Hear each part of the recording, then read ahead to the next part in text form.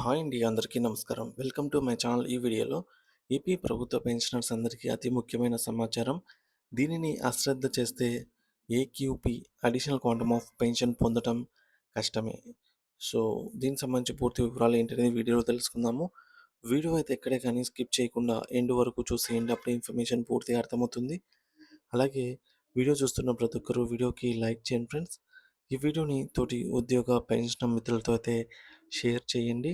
కొత్తగా మన ఛానల్ చూస్తున్నవారు ఇంకా ఎవరైనా సబ్స్క్రైబ్ చేసుకోకపోతే వెంటనే మన ఛానల్ అయితే సబ్స్క్రైబ్ చేసుకోండి. సబ్స్క్రైబ్ చేసుకోవడం వల్ల నేను చేసే ప్రతి ఒక్క వీడియో మీ వరకు రీచ్ అవుతుంది. సో ఇక ఆలస్యం చేయకుండా వివరాల్లోకి అయితే వెళ్ళిపోదాము. ఫ్రెండ్స్, ఇక విషయానికి వచ్చినట్లయితే పెన్షన్ పేమెంట్ ఆర్డర్ పీపీఓ అనేది ప్రతి పెన్షనర్ యొక్క ఆర్థిక భవిష్యత్తుకు ఆధారం. ఇది కేవలం ఒక పత్రం మాత్రమే కాదు, మీ సుదీర్ఘ సేవకు ప్రభుత్వ గుర్తింపు మరియు పదవీ విరమణ తర్వాత మీకు రాబోయే పెన్షన్కు అధికారిక అనుమతి పత్రం.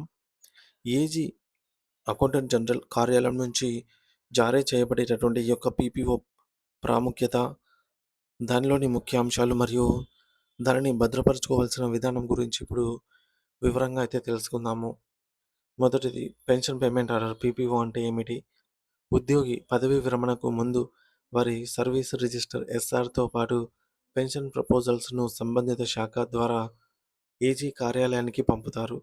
ఏజీ కార్యాలయం అధికారులు ఆ ప్రతిపాదనను క్షుణ్ణంగా పరిశీలించి ఉద్యోగి సర్వీస్ ఆధారంగా పెన్షన్ నిర్ధారించి మంజూరు చేస్తూ జారీ చేసే అధికారిక ఉత్తర్వులనే పెన్షన్ పేమెంట్ ఆర్డర్ పీపీఓ అంటారు. పీపీఓ జారీ ప్రక్రియ మరియు పంపిణీ. ఏజీ కార్యాలయం పీపీఓను 3 సెట్లుగా జారీ చేస్తుంది. మొదటి కాపీ పర్సనల్ కాపీ. ఇది పెన్షనర్లకు చెందిన వ్యక్తిగత కాపీ. దీనిని రిజిస్టర్డ్ పోస్ట్ లేదా రిజిస్టర్ పోస్ట్ ద్వారా నేరుగా పెన్షనర్ ఇంటికి చిరునామాకు పంపుతారు.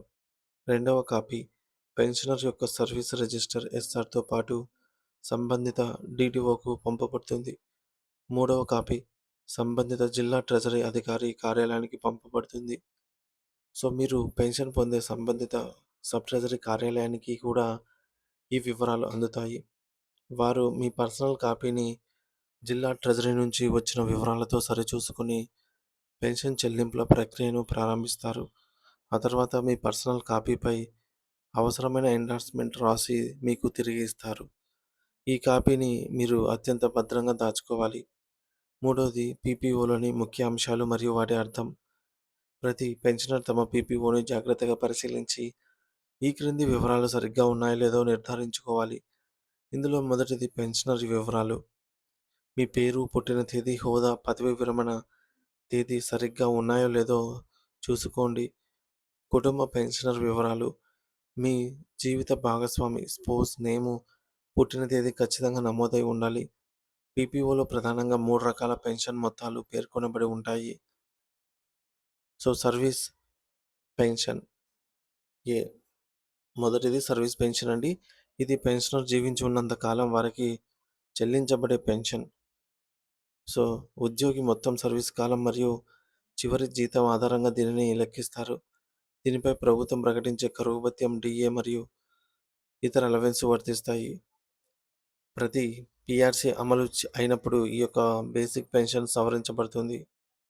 ఇక బి, మెరుగైన కుటుంబ పెన్షన్, ఎన్హాన్స్డ్ ఫ్యామిలీ పెన్షన్. సర్వీస్లో ఉండగా కానీ పదవీ విరమణ తర్వాత కానీ పెన్షనర్ మరణిస్తే వారి కుటుంబ సభ్యులకు కొంతకాలం పాటు సర్వీస్ పెన్షనర్కు వచ్చే పూర్తి పెన్షన్ను చెల్లిస్తారు. దీనిని ఎన్హాన్స్డ్ ఫ్యామిలీ పెన్షన్ అంటారు. ఇది పరిమిత కాలానికి మాత్రమే ఉంటుంది. ఇక్కడ ఒక రూల్ కూడా ఉంది.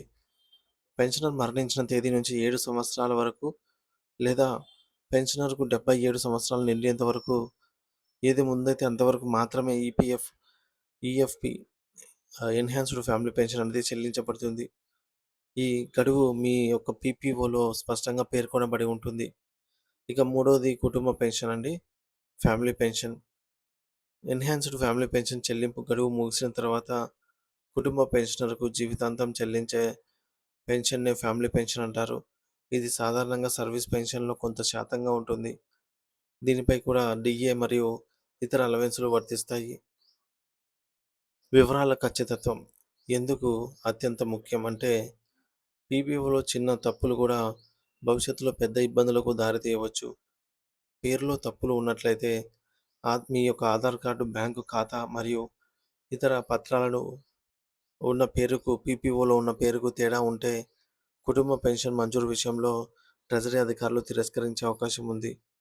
సో, అలాగే డేట్ ఆఫ్ బర్త్‌లో కూడా సరిచేసుకోండండి.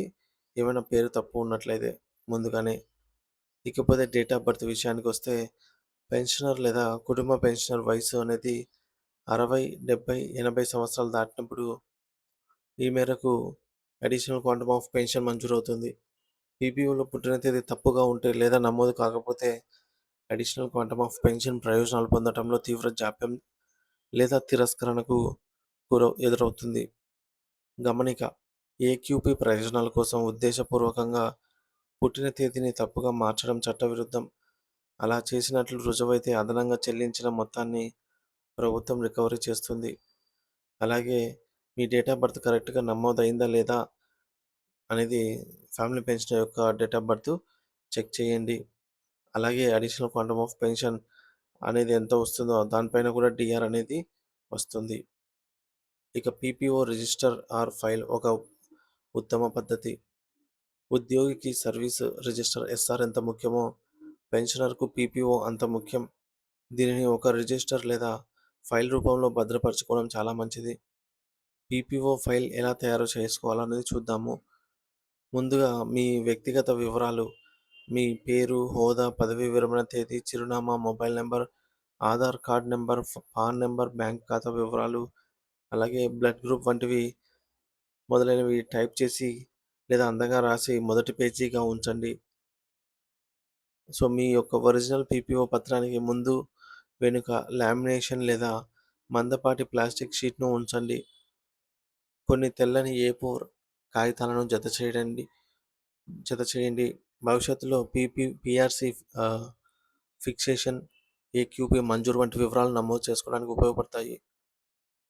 మీ Aadhaar, PAN, EHS card, bank passbook మొదటి పేజీ జిరాక్స్ కాపీలు, అలాగే మీ జీవిత భాగస్వామి spouse Aadhaar, PAN, EHS card కాపీలు ఇవన్నీ కూడా జిరాక్స్ తీసి వీటన్నిటిని కూడా ఒక చక్కటి స్పైరల్ బైండింగ్ చేయించి సులభంగా అందుబాటులో ఉండేలాగా చూసుకోండి, భద్రపరచుకోండి. ఒకవేళ పీపీఓ పోతే డూప్లికేట్ పీపీఓ కాపీ కోసం ఎస్టీఓ ద్వారా డీటీఓ కార్యాలయానికి నిర్ణీత ఫీజు చెల్లించి దరఖాస్తు చేసుకోవాలి. ఈ ప్రక్రియ అనేది చాలా సమయం తీసుకుంటుంది. ఒరిజినల్ పీపీఓను జాగ్రత్తగా కాపాడుకోవడమే ఉత్తమం ప్రస్తుతానికైతే. సో, మనకు ఫ్యూచర్‌లో డిజిటల్ పీపీఓ వస్తోందండి. ఈ పీపీఓ అంటారు. ఇకపోతే పీపీఓలో తప్పులను సరిదిద్దే విధానము. మీ పీపీఓలో జీవిత భాగస్వామి పేరు లేదా పుట్టిన తేదీలో తప్పులు దొర్లితే వాటిని మీరు జీవించి ఉండగానే సరిచేయించుకోవడం చాలా సులభం. అంటే ఉదాహరణకు పెన్షన్ ప్రపోజల్స్‌లో వివరాలు సరిగ్గా ఉండి పీపీఓలో తప్పుగా నమోదైతే మీరు రిటైర్ అయిన కార్యాలయాధిపతి ద్వారా ఏజీ ఆఫీస్‌కు ఒక లేఖ రాయాలి. దానికి మీ వద్ద ఉన్న pension proposal set xerox, original PPO జతచేసి పంపాలి. వారు పరిశీలించి సవరించిన రివైజ్డ్ పీపీఓను జారీ చేస్తారు. అలాగే రెండో ఉదాహరణలో పెన్షన్ ప్రపోజల్స్‌లోని వివరాలు తప్పుగా పంపితే, ఒకవేళ మీ జీవిత భాగస్వామి పేరు గాని, పుట్టిన తేదీ వివరాలను గాని డీడీఓ ద్వారా ఎస్ఆర్‌లో సరిగ్గా నమోదు చేయాలి.